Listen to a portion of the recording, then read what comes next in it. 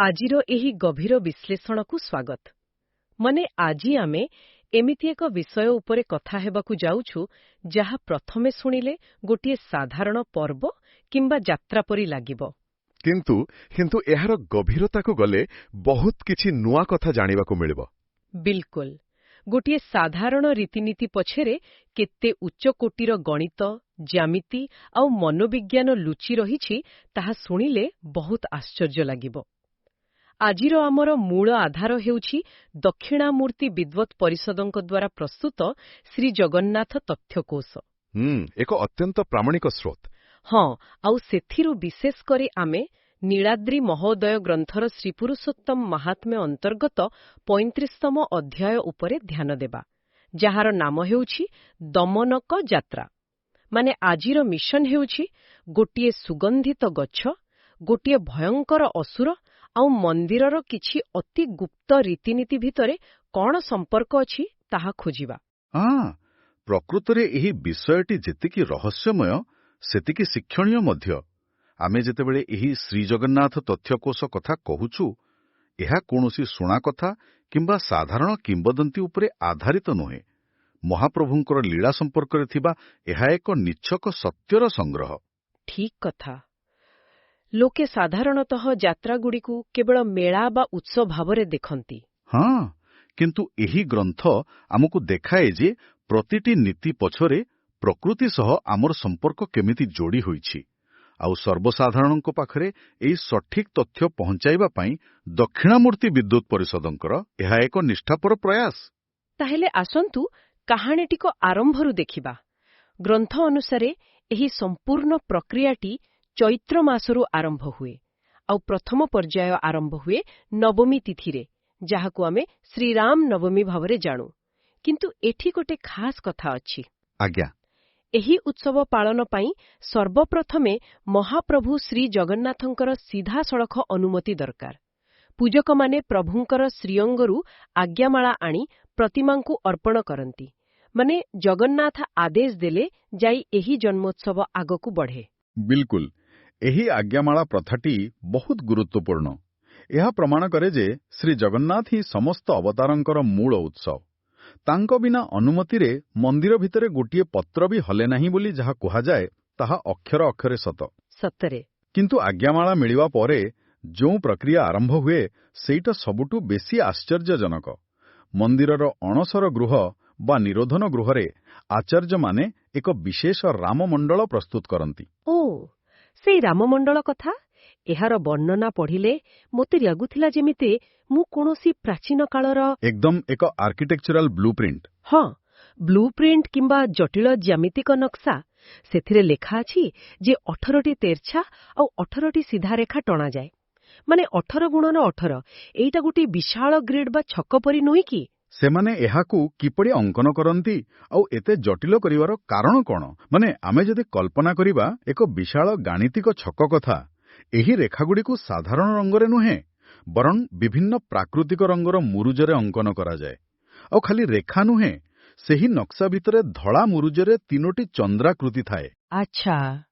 କଳା ମୁରୁଜରେ ଶିକୁଳି ବା ଚେନ୍ ଆକୃତି କରାଯାଏ।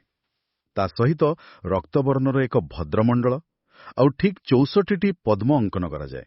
ଆଉ ସେ ପଦ୍ମର ମାପ ବି ନିର୍ଦ୍ଦିଷ୍ଟ, ଠିକ୍ ଅର୍ଦ୍ଧ ଅଙ୍ଗୁଳି ପ୍ରମାଣର। ପୂର୍ବ ପଶ୍ଚିମରେ ଦ୍ୱାର ରହେ, କଳସ ଥାଏ ଆଉ ଚାରିକୋଣରେ ସୁଆର ଆକୃତି। ବାପ୍ ରେ, 64ଟି ପଦ୍ମ ଆଉ ତାହା ପୁଣି ଅର୍ଦ୍ଧ ଅଙ୍ଗୁଳି ପ୍ରମାଣର। ଏତେ ସୂକ୍ଷ୍ମ ମାପ। ମୋ ମନରେ ଗୋଟେ ପ୍ରଶ୍ନ ଆସୁଥିଲା। କୁହନ୍ତୁ। ଯଦି ପୂଜକଙ୍କ ଦ୍ୱାରା ଗୋଟିଏ ପଦ୍ମ ଟିକେ ବଡ଼ ହୋଇଗଲା କିମ୍ବା ଗୋଟିଏ ରେଖା ଟିକେ ବଙ୍କା ହୋଇଗଲା, ତେବେ କ'ଣ ହବ? ଗ୍ରନ୍ଥରେ କୁହାଯାଇଛି ଯେ ଏହି ନିୟମର ଟିକେ ଉଲ୍ଲଂଘନ ହେଲେ ସମ୍ପୂର୍ଣ୍ଣ ପୂଜା ନିଷ୍ଫଳ ହୋଇଯାଏ। ଗୋଟିଏ ଉତ୍ସବ ପାଇଁ ଏତେ କଠୋର ନିୟମ, କାରଣ ଏହା କେବଳ ଗୋଟିଏ ଡିଜାଇନ ବା ସାଜସଜ୍ଜା ନୁହେଁ। ପ୍ରାଚୀନ ତନ୍ତ୍ର ଆଉ ଆଗମଶାସ୍ତ୍ର ଅନୁଯାୟୀ ଏହି ମଣ୍ଡଳଗୁଡ଼ିକ ହେଉଛି ବ୍ରହ୍ମାଣ୍ଡର ଶକ୍ତିକୁ ଗୋଟିଏ ଜାଗାରେ କେନ୍ଦ୍ରୀଭୂତ କରିବାର ଯନ୍ତ୍ର। ଯେମିତି ଗୋଟିଏ ରେଡିଓର ଫ୍ରିକ୍ୱେନ୍ସି ଟିକେ ଏପଟ ସେପଟ ହେଲେ ଶବ୍ଦ ଆସେନି, ମାନେ ସିଗ୍ନାଲ ମିଳିବନି। ହଁ, ବିଲକୁଲ। ଠିକ୍ ସେହିପରି ମଣ୍ଡଳର ଜ୍ୟାମିତିକ ଅନୁପାତରେ ଟିକେ ଭୁଲ ହେଲେ ଦେବଶକ୍ତି ସେଠାରେ ସ୍ଥିର ରହିପାରିବେ ନାହିଁ। ତେଣୁ ଏହି ଗାଣିତିକ ସଠିକତା ଏତେ ନିହାତି ଦରକାର। ପ୍ରକୃତରେ ଏହା ଅଦ୍ଭୁତ। କିନ୍ତୁ ଗୋଟିଏ ପଟେ ଏତେ କଠୋର ଗଣିତ, ଆଉ ଅନ୍ୟପଟେ ଯେତେବେଳେ ଆମେ ପରବର୍ତ୍ତୀ ରୀତିନୀତି ଦେଖୁ, ସେଥିରେ ଏକ ଅତ୍ୟନ୍ତ କୋମଳ ମାନବୀୟ ସ୍ପର୍ଶ ଦେଖିବାକୁ ମିଳେ। ମୁଁ ପଢ଼ୁଥିଲି ଯେ ମଣ୍ଡଳ ପ୍ରସ୍ତୁତ ହେବା ପରେ ସ୍ୱର୍ଣ୍ଣ ନିର୍ମିତ ରାମଚନ୍ଦ୍ରଙ୍କର ଛୋଟ ପ୍ରତିମାଟିକୁ ପଞ୍ଚାମୃତରେ ସ୍ନାନ କରାଯାଏ, ମାନେ କ୍ଷୀର, ଦହି, ଘିଅ, ମହୁ ଓ ଶର୍କରାରେ। ତାପରେ ତାଙ୍କୁ ମାତା କୌଶଲ୍ୟାଙ୍କ କୋଳରେ ବସାଯାଏ। ଆଉ ସବୁଠାରୁ ଆକର୍ଷଣୀୟ କଥା ହେଲା, ସେହି ନବଜାତ ଶିଶୁର ଜଳଦୋଷ ଶାନ୍ତି ପାଇଁ ତାଙ୍କୁ ଲହୁଣୀ ବୋଟିକା ଖୁଆଇବାର ପରମ୍ପରା ଅଛି। ମାନେ ଛୁଆକୁ ଥଣ୍ଡା ନ ଲାଗିବା ପାଇଁ ଯେମିତି ମାମାନେ ଯତ୍ନ ନିଅନ୍ତି, ସୃଷ୍ଟିର ନାଥଙ୍କୁ ଠିକ୍ ସେମିତି ଯତ୍ନ ନିଆଯାଉଛି। ସେଇଟା ହିଁ ତ ଆମ ସଂସ୍କୃତିର ସୌନ୍ଦର୍ଯ୍ୟ। ଭଗବାନଙ୍କୁ କେବଳ ଏକ ନିରାକାର ଶକ୍ତି ନ ଭାବି ନିଜ ପରିବାରର ସଦସ୍ୟ ଭାବରେ ଦେଖିବା। ଯେଉଁ ଭଗବାନ ସମଗ୍ର ସୃଷ୍ଟିକୁ ରକ୍ଷା କରୁଛନ୍ତି, ଭକ୍ତ ଭାବୁଛି ଯେ ସ୍ନାନ କଲା ପରେ ମୋ ପ୍ରଭୁଙ୍କୁ ଥଣ୍ଡା ଲାଗିଯିବ, ତେଣୁ ସେ ଲହୁଣୀ ଖୁଆଉଛି। ଏହା କେବଳ ଗୋଟେ ନୀତି ନୁହେଁ, ଏହା ହେଉଛି ଭକ୍ତିର ଚରମ ଅବସ୍ଥା। ସତରେ କି ସୁନ୍ଦର ସମନ୍ୱୟ। କିନ୍ତୁ ଏହି ନବଜାତ ଶିଶୁ ବୋଧହୁଏ ବହୁତ ଶୀଘ୍ର ବଡ଼ ହୋଇଯାନ୍ତି, କାରଣ ଦ୍ୱାଦଶୀ ତିଥି ବେଳକୁ ପୁରା ପରିବେଶ ବଦଳିଯାଏ। ହଁ, ଦ୍ୱାଦଶୀ ଦିନ କଥା ଟିକେ ଅଲଗା। ଆମେ ଦେଖୁ ଯେ ପ୍ରେମ ଆଉ ସୌନ୍ଦର୍ଯ୍ୟର ଦେବତା କାମଦେବ ବା କନ୍ଦର୍ପଙ୍କର ପ୍ରବେଶ ହୁଏ। ଗୋଟିଏ ଚାରିକୋଣିଆ ପଟିରେ କାମଦେବଙ୍କର ଏକ ଲାଲ ବା ରକ୍ତବର୍ଣ୍ଣ ଚିତ୍ରପଟ ଅଙ୍କନ କରାଯାଏ, ଯାହାଙ୍କ ହାତରେ ଧନୁର୍ବାଣ ଥାଏ। ତାଙ୍କୁ ବି ପଞ୍ଚାମୃତରେ ସ୍ନାନ କରାଯାଏ। ହଠାତ୍ ରାମଙ୍କ ଜନ୍ମୋତ୍ସବରୁ କାମଦେବଙ୍କ ପାଖକୁ ଯିବାର କାରଣ କ'ଣ ହୋଇପାରେ? ଏହାର ସିଧା ସମ୍ପର୍କ ରହିଛି ଋତୁଚକ୍ର ସହିତ। ମାନେ ଏହା ହେଉଛି ବସନ୍ତ ଋତୁ। ପ୍ରକୃତିରେ ଯେତେବେଳେ ନୂଆ ପତ୍ର, ନୂଆ ଫୁଲ ଆସେ, ସେତେବେଳେ ସୃଜନଶୀଳତାର ପ୍ରତୀକ ଭାବରେ କାମଦେବଙ୍କୁ ପୂଜା କରାଯାଏ। ଶ୍ରୀଜଗନ୍ନାଥ ହେଉଛନ୍ତି ସୃଷ୍ଟିର ପାଳନକର୍ତ୍ତା, ଆଉ କାମଦେବ ହେଉଛନ୍ତି ସେହି ସୃଷ୍ଟିକୁ ଆଗକୁ ବଢ଼େଇବାର ମାଧ୍ୟମ। ବୁଝିଲି। ତେଣୁ ଦ୍ୱାଦଶୀ ଦିନ କାମଦେବଙ୍କର ଏହି ପ୍ରବେଶ ପ୍ରକୃତରେ ପରବର୍ତ୍ତୀ ଦିନ ପାଇଁ ଏକ ପ୍ରସ୍ତୁତି। ମାନେ ତ୍ରୟୋଦଶୀ ଦିନ ଯେଉଁ ରହସ୍ୟମୟ ଲୀଳା ହେବ, ତାର ଆରମ୍ଭ ଏଇଠୁ ହୁଏ। ଆଉ ତ୍ରୟୋଦଶୀ ଦିନ ନୀତି ତ ଆହୁରି ରୋଚକ। ମୁଁ ଦେଖୁଥିଲି ନୀତିକାନ୍ତି ଏତେ ବ୍ୟସ୍ତବହୁଳ ଯେ ସୂର୍ଯ୍ୟୋଦୟର ବହୁ ପୂର୍ବରୁ, ମାନେ 5 ଦଣ୍ଡ ଥାଇ ମହାପ୍ରଭୁଙ୍କର ନିଦ୍ରାଭଙ୍ଗ କରାଯାଏ। ହଁ, ଅତି ଭୋରରୁ। ଏତେ ସକାଳ ଉଠାଇବାର ଉଦ୍ଦେଶ୍ୟ ହେଲା ବସନ୍ତ ଭ୍ରମଣ, ଆଉ ଆମର ମୁଖ୍ୟ ଲକ୍ଷ୍ୟ ଦମନକ ହରଣ ବା ଦୟଣା ଗଛ ସଂଗ୍ରହ। ପୂଜକମାନେ ବଳଭଦ୍ର ଆଉ ଜଗନ୍ନାଥଙ୍କୁ ପ୍ରାର୍ଥନା କରନ୍ତି ଯେ ବସନ୍ତ ଋତୁ ଆସିଯାଇଛି, ତେଣୁ ରାମ, କୃଷ୍ଣ ଏବଂ କାମଦେବଙ୍କୁ ଦୟଣା ଗଛ ଆଣିବାକୁ ଅନୁମତି ଦିଆଯାଉ। ତାପରେ ରାମ ଆଉ କୃଷ୍ଣଙ୍କ ପ୍ରତିମାକୁ ଏକ ସୁସଜ୍ଜିତ ପାଲିଙ୍କିରେ ଆଉ କାମଦେବଙ୍କ ଚିତ୍ରପଟକୁ ଦେବଯାନରେ ବସାଇ ବଗିଚାକୁ ନିଆଯାଏ। ଠିକ୍ କହିଛନ୍ତି। ଏହି ତିନି ଦେବତାଙ୍କର ଏକାଠି ବଗିଚାକୁ ଯିବାଟା ଗୋଟେ ସ୍ୱତନ୍ତ୍ର ଆଧ୍ୟାତ୍ମିକ ଦୃଶ୍ୟ। ଏହା ଦର୍ଶାଉଛି ଯେ ଭଗବାନ ପ୍ରକୃତି ସହ ଏକାକାର ହେବାକୁ ଯାଉଛନ୍ତି। କିନ୍ତୁ ଖାଲି ଗଛ ତୋଳି ଅଣାଯାଏ ନାହିଁ, ସେଠାରେ ଏକ ବିରାଟ ଯଜ୍ଞ ବା ହୋମର ଆୟୋଜନ ହୁଏ। ହଁ, ସେଇ ହୋମ ବିଷୟରେ ପଢ଼ି ତୁମ ଆଶ୍ଚର୍ଯ୍ୟ। ଗ୍ରନ୍ଥରେ ଅଛି ଯେ ଆଚାର୍ଯ୍ୟମାନେ କାମଦେବଙ୍କର ଗାୟତ୍ରୀ ମନ୍ତ୍ରରେ 1000 ଆହୁତି ଦିଅନ୍ତି। ତା ସହିତ ପବିତ୍ର ସମିଧ ଓ ଘିଅରେ 108 ଆହୁତି। ଆଉ ସବୁଠାରୁ ସ୍ୱତନ୍ତ୍ର କଥା ହେଲା, ଅଶୋକ ଫୁଲରେ ଆହୁରି 1000 ଆହୁତି। ହଁ, ଏତେ ବଡ଼ ଯଜ୍ଞ, ଆଉ ସେଥିରେ ଅଶୋକ ଫୁଲ କାହିଁକି ବ୍ୟବହାର ହୁଏ? ଦେଖନ୍ତୁ, ଅଶୋକ ଶବ୍ଦର ଅର୍ଥ ହିଁ ହେଉଛି ଶୋକବିହୀନ ବା ଦୁଃଖର ଅଭାବ। ବସନ୍ତ ଋତୁରେ ସମାଜରେ ଆୟୁ, ଆରୋଗ୍ୟ ଓ ଐଶ୍ୱର୍ଯ୍ୟ ବୃଦ୍ଧି ହେଉ, ସେଇଥିପାଇଁ ଏହି ଯଜ୍ଞ କରାଯାଏ। ଆଉ କାମଦେବଙ୍କର ମନ୍ତ୍ରରେ ଆହୁତି ଦେବାର ଅର୍ଥ ହେଉଛି ସୃଷ୍ଟିରେ ପ୍ରେମ ଓ ଶାନ୍ତି ବଜାୟ ରହିବା। ଏହା ସମଗ୍ର ମାନବ ଜାତିର କଲ୍ୟାଣ ପାଇଁ ଏକ ସାମୂହିକ ପ୍ରାର୍ଥନା। ଆଚ୍ଛା, ବର୍ତ୍ତମାନ ବୁଝିଲି। ହେଲେ ଯଜ୍ଞ ସରିଲା ପରେ ଯାହା ହୁଏ, ତାହା ମୋତେ କୌଣସି ଗୁଇନ୍ଦା ମିଶନ ବା ଲୁଚୁକାଳି ଖେଳଠାରୁ କମ୍ ଲାଗିଲା ନାହିଁ। କାହିଁକି ବୋଲ? କାରଣ ହୋମ ପରେ ପୂଜକ ଦୟଣା ଗଛ ପାଖକୁ ଯାଇ ଏକ ବିଶେଷ ପ୍ରାର୍ଥନା କରନ୍ତି। ଓମ୍ ନମଃ କାମାୟ ମନ୍ତ୍ର ପଢ଼ି 21ଟି ଦୟଣା ଗଛକୁ ମୂଳ ସହିତ ଉପାଡ଼ି ଦିଅନ୍ତି। ତାପରେ ସେହି ଗଛଗୁଡ଼ିକୁ କପଡ଼ାରେ ଏମିତି ଘୋଡ଼େଇ ଦିଆଯାଏ ଯେମିତି ବାହାରର କେହି ଦେଖିପାରିବେ ନାହିଁ। ପ୍ରଭୁ ତାକୁ ଲୁଚାଇ ଲୁଚାଇ ମନ୍ଦିର ଭେଡ଼ାକୁ ଆଣନ୍ତି, ଆଉ ପୂର୍ବ ଦିଗରେ ଥିବା ଏକ ମଣ୍ଡପରେ ବାଲି ଘର ତିଆରି କରି ସେହି ବାଲି ଭିତରେ ତାକୁ ପୋତି ଦିଆଯାଏ। ଗୋଟିଏ ଛୋଟିଆ ସୁଗନ୍ଧିତ ଗଛ ଆଣିବା ପାଇଁ ଏତେ ଲୁଚକାଳି କାହିଁକି? ସିଧାସଳଖ ଆଣିପାରିଥାନ୍ତେ ତ। ଏହି ଗୋପନୀୟତା ପଛରେ ହିଁ ତ ପ୍ରକୃତ ରହସ୍ୟ ଲୁଚି ରହିଛି। ଆମକୁ ବୁଝିବାକୁ ହେବ ଯେ ଏହା କେବଳ ଗୋଟେ ସାଧାରଣ ଉଦ୍ଭିଦ ନୁହେଁ। ଯେତେବେଳେ ଆମେ ଚତୁର୍ଦ୍ଦଶୀ ଦିନର ନୀତି ଆଉ ତାର ପୌରାଣିକ କାହାଣୀ ଦେଖିବା, ଜାଣିବା ଯେ ଏ ଗଛର ନାଁ ଦମନକ କାହିଁକି ହେଲା। ଗ୍ରନ୍ଥ ଅନୁସାରେ ଏକଦା ଦମନକ ନାମରେ ଏକ ଅତ୍ୟନ୍ତ ବଡ଼ଶାଳୀ ଆଉ ଅହଙ୍କାରୀ ଅସୁର ଥିଲା, ସେ ଭଗବାନଙ୍କଠାରୁ ବର ପାଇ ପ୍ରଭୂତ ସମ୍ପତ୍ତିର ଅଧିକାରୀ ହୋଇଥିଲା। ମାନେ ଆପଣ କହୁଛନ୍ତି ଯେଉଁ ସୁଗନ୍ଧିତ ଗଛ ଆମେ ଆଜି ଦେଖୁଛୁ ତାହା ଦିନେ ଏକ ଭୟଙ୍କର ଅସୁର ଥିଲା? ବିଲକୁଲ ଠିକ୍। ଆମେ ଦେଖିବା କ୍ଷମତା ଆଉ ସମ୍ପତ୍ତି କିପରି ମଣିଷକୁ ବା ଅସୁରକୁ ଅନ୍ଧ କରିଦିଏ। ଦମନକ ତାର ଶ୍ରେଷ୍ଠ ଉଦାହରଣ। ବର ପାଇଲା ପରେ ସେ ଅହଙ୍କାରରେ ଏତେ ପୂର୍ଣ୍ଣ ହୋଇଗଲା ଯେ ତ୍ରିଲୋକ ପାଇଁ ଗୋଟେ ବଡ଼ ବିପଦ ସାଜିଲା। ଭଗବାନ ଯେତେବେଳେ ଦେଖିଲେ ଯେ ସେ ସମାଜର ବିନାଶ କରୁଛି, ସେତେବେଳେ ପ୍ରଭୁ ତାକୁ ଦମନ କଲେ, ଅର୍ଥାତ୍ ବିନାଶ କଲେ। କିନ୍ତୁ କରୁଣାମୟ ଭଗବାନ ତାକୁ ସମ୍ପୂର୍ଣ୍ଣ ବିଲୋପ ନ କରି ଏକ ସୁଗନ୍ଧିତ ଦୟଣା ବୃକ୍ଷ ରୂପରେ ଜନ୍ମ ଦେଲେ।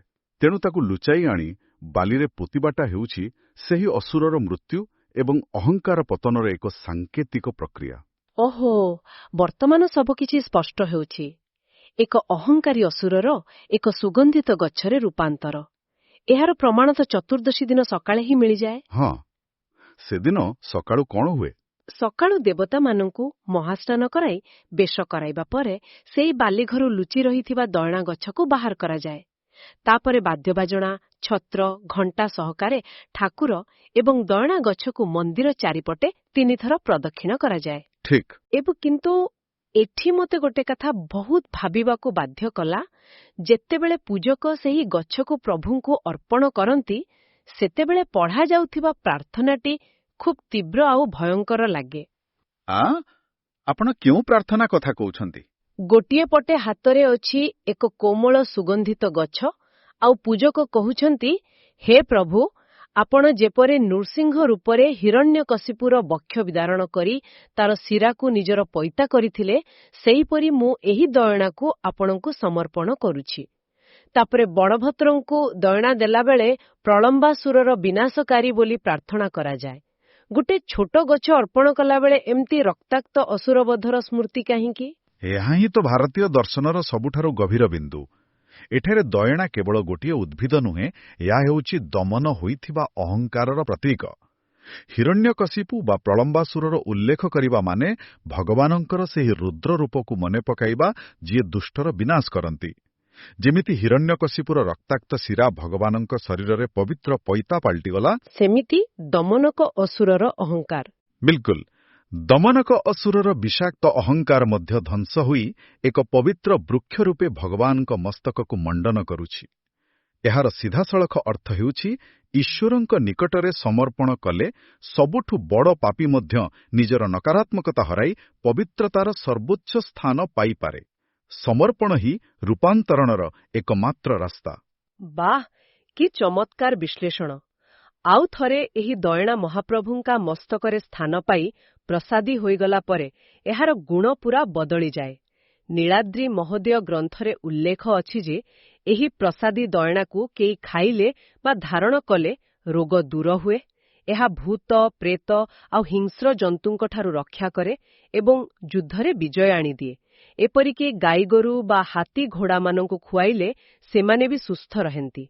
ମାନେ ଯେଉଁ ଅସୁର ଦିନେ ସମାଜ ପାଇଁ ବିପଦ ଥିଲା, ସମର୍ପଣ ପରେ ସେ ସମାଜର ରକ୍ଷା କବଚ ପାଲଟିଗଲା। ଆଜ୍ଞା, ହଁ।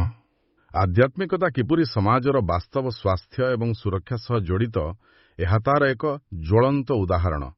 ପ୍ରାଚୀନ କାଳରେ ରାଜାମାନେ ଯୁଦ୍ଧକୁ ଗଲାବେଳେ ଏହି ପ୍ରସାଦିତ ଦୟଣା ନେଉଥିଲେ, ଆଉ ପଶୁପକ୍ଷୀଙ୍କ ସ୍ୱାସ୍ଥ୍ୟ କଥା ଯାହା କହିଲେ, ତାହା ଦର୍ଶାଉଛି ଯେ ଭଗବାନଙ୍କର କରୁଣା କେବଳ ମଣିଷ ପାଇଁ ନୁହେଁ, ପୁରା ଜୀବଜଗତ ପାଇଁ। ଦକ୍ଷିଣାମୂର୍ତ୍ତି ବିଦ୍ୱତ୍ ପରିଷଦଙ୍କର ଏହି ପ୍ରୟାସର ଉଦ୍ଦେଶ୍ୟ ବି ସେଇଆ। ଲୋକେ ଏହି ରୀତିନୀତି ପଛରେ ଥିବା ଗଭୀର ଅର୍ଥକୁ ବୁଝନ୍ତୁ। ସମ୍ପୂର୍ଣ୍ଣ ସତ୍ୟ। ଆମର ଏହି ଆଲୋଚନାରୁ ଗୋଟିଏ କଥା ସ୍ପଷ୍ଟ ଯେ ଏହି ଶ୍ରୀଜଗନ୍ନାଥ ତଥ୍ୟକୋଷ କେବଳ କିଛି ପୁରୁଣା ପୌରାଣିକ କାହାଣୀ ନୁହେଁ। ଯଦି କେହି ଏହାକୁ ପଢ଼େ ବା ଶୁଣେ, ତା ପାଇଁ ଏହା ଏକ ବିରାଟ ଶିକ୍ଷା। ଗୋଟିଏ ପଟେ ଶିଶୁରାମଙ୍କୁ ଲହୁଣୀ ଖୁଆଇବାର ବାତ୍ସଲ୍ୟ, ଅନ୍ୟପଟେ ମଣ୍ଡଳ ମାଧ୍ୟମରେ କଠୋର ଜ୍ୟାମିତି, ଆଉ ଅନ୍ୟପଟେ ଅହଙ୍କାର ପତନର ମନୋବିଜ୍ଞାନ। ଆଉ ଶେଷରେ ସମାଜର ଓ ପଶୁପକ୍ଷୀଙ୍କ ସ୍ୱାସ୍ଥ୍ୟ ରକ୍ଷାର ସମନ୍ୱୟ। ହଁ, ଗୋଟିଏ ସାଧାରଣ ଦୟଣା ଲୁଚାଇ ଆଣିବା ପଛରେ ଏତେ ବଡ଼ ଦର୍ଶନ ଲୁଚି ରହିଛି, ତାହା ବୋଧହୁଏ ଏଭଳି ପ୍ରାମାଣିକ ଅଧ୍ୟୟନ ବିନା ଜାଣିବା ଅସମ୍ଭବ। ଆମେ ସବୁବେଳେ ଖାଲି ବାହାରର ଆଡମ୍ବରକୁ ଦେଖୁ, କିନ୍ତୁ ଆଜି ଏକ ପ୍ରାଚୀନ ରହସ୍ୟର ମୂଳ ସତ୍ୟ ପାଖରେ ପହଞ୍ଚି ପାରିଲେ। ଏଥିରେ ଟିକିଏ ବି ସନ୍ଦେହ ନାହିଁ। ଆମ ସାଂସ୍କୃତିକ ଐତିହ୍ୟ କେତେ ସମୃଦ୍ଧ ଆଉ ବୈଜ୍ଞାନିକ ଭିତ୍ତିଭୂମି ଉପରେ ଆଧାରିତ, ଏହା ହିଁ ପ୍ରମାଣ କରୁଛି। ତାହେଲେ ଆଜିର ଏହି ଅନୁଧ୍ୟାନରୁ ମିଳିଥିବା ଶିକ୍ଷା ସହିତ ଶେଷରେ ମୁଁ ଏକ ବହୁତ ବଡ଼ ପ୍ରଶ୍ନ ଛାଡ଼ିଯିବାକୁ ଚାହେଁ, ଯାହା ଉପରେ ଆମେ ସମସ୍ତେ ଭାବିବା ଦରକାର। ନିଶ୍ଚୟ। ଥରେ ଭାବନ୍ତୁ, ଗୋଟିଏ ସମୟରେ ତ୍ରିଲୋକ ପାଇଁ ସବୁଠାରୁ ବଡ଼ ବିପଦ ସାଜିଥିବା ସେହି ଦମନକ ଅସୁର ଶେଷରେ ନିଜ ଅହଙ୍କାରକୁ ସମର୍ପଣ କରିବା ପରେ ଏକ ପବିତ୍ର ବୃକ୍ଷ ପାଲଟିଗଲା, ଆଉ ପୁରସ୍କାର ସ୍ୱରୂପ ସେ ସ୍ୱୟଂ ଶ୍ରୀ ଜଗନ୍ନାଥଙ୍କ ମସ୍ତକରେ ସର୍ବୋଚ୍ଚ ସ୍ଥାନ ପାଇଲା, ଆଉ ସମଗ୍ର ସମାଜର ରୋଗ ବ୍ୟାଧି ଦୂର କରିବାର ମାଧ୍ୟମ ବନିଗଲା। ଯଦି ଏହି ପ୍ରାଚୀନ ପରମ୍ପରାକୁ ଆମେ ଆଜିର ପରିପ୍ରେକ୍ଷ୍ୟରେ ଆମ ନିଜ ଜୀବନ ସହିତ ଯୋଡ଼ି ଦେଖିବା, କ'ଣ ଏହା ଆମକୁ ଶିଖାଉ ନାହିଁ ଯେ ସୃଷ୍ଟିର ସବୁଠାରୁ ବିନାଶକାରୀ ଶକ୍ତି ମଧ୍ୟ ସମୟକ୍ରମେ ସମର୍ପଣ ଭାବ ଦ୍ୱାରା ରୂପାନ୍ତରିତ ହୋଇ ପୂଜ୍ୟ ହୋଇପାରେ? ବହୁତ ସୁନ୍ଦର ଚିନ୍ତା। ଆମ ସମସ୍ତଙ୍କ ଭିତରେ ବି କେଉଁଠି ନା କେଉଁଠି ଗୋଟେ ଛୋଟ ଦମନକ ଅସୁର ଲୁଚି ରହିଛି। ତାହା ଭବିଷ୍ୟତରେ ଏକ ସୁଗନ୍ଧିତ ବୃକ୍ଷରେ ପରିଣତ ହୋଇପାରିବ କି, ଆଉ ଆମ ଆଖପାଖର ପରିବେଶକୁ ମହକାଇ ପାରିବ କି? ଏହି ଚିନ୍ତାକର୍ଷକ ପ୍ରଶ୍ନ ସହିତ ଆଜିର ଏହି ଗଭୀର ବିଶ୍ଳେଷଣକୁ ଆମେ ଏଠାରେ ରଖୁଛୁ। ନମସ୍କାର।